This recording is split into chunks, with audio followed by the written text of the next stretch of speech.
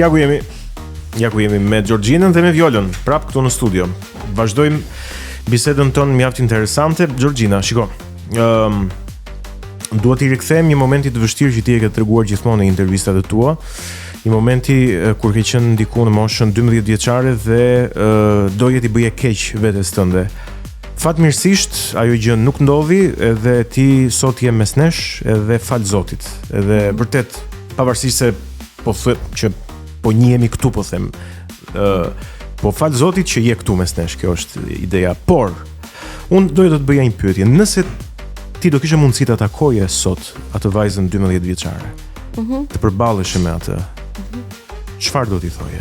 Sot që ke kaluar këtë përvojë jete, që ke lexuar librat që ke lexuar, që ke kuptuar gjërat që ke kuptuar. Dhe besoj që kjo Gjorgjin nuk është biseda jote me veten tënde 12 vjeçare në një pasqyrë duke u drejtuar, po kjo është biseda jote me gjithë ato vajza 12 vjeçare, 14 vjeçare, kështu me radhë, që sot përballen me bullizmin, sot përballen me të ndjerit ndryshe. Kështu që kam përshtypjen më mirë se sa një njeri që e ka përjetuar vet, nuk mund të këshilloj dikush tjetër. Po patjetër, po. Sepse në momentin që ti përjeton këtë ndjesi është një errësirë e vazhdueshme që përpiqesh të dalësh, por ti je zhytur kaq thellë në ato humner sa që ti në momentin që dëshiron të dalësh të shohësh dritën përsëri bie brenda.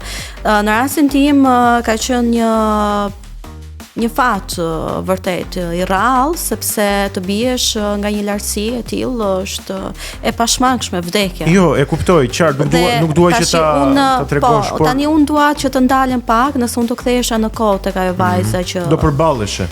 Do përballesha në momentin që unë do rrëzohesha në shkollë, kur gjithë më tallnin, kur unë luaja, do ta merra atë vajzën për dorë, i thosha s'ka gjë se e bër pis. Nuk ka problem që nuk di të luash. Ti e mençur në matematikë dhe në fizikë.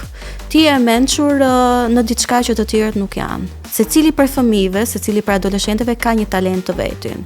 Ka një talent në një fushë të caktuar. Edhe ai personi i cili të duket më bazik apo më i rëndomt, ka një talent që ti nuk e ke. Dhe pikërisht për këtë arsye, duke dashur të përshtatësh të tjerëve, ti harron atë gjë që ty të pëlqen. Dhe do t'i thosh asaj vajzës tënde, ç'a të pëlqen ty të bësh më shumë se sa të lozësh me gocat e tjera? Do thot ajo, mua më pëlqen të lexoj libra, atëherë lexo libra. Lexo libra dhe të shkojnë në djallë ato që duan të luajnë.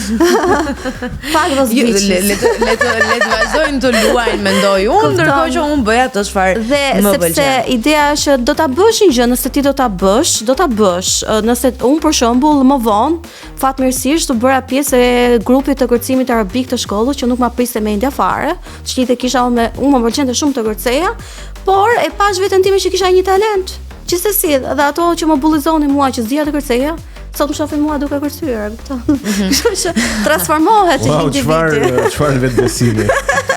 Në fakt, nëse ushqejm vetbesimin, ushqejm rrjedhimisht dashurinë për veten dhe kështu edhe atë për të tjerët. Se unë kam thënë në këtë studio dhe do vazhdoj ta them. Do ta hitojshin thjesht me radhë që nëse ne nuk arrim do të duam veten, nuk kemi se si të duam të tjerët, kështu që gjithçka nis nga dashuria për veten.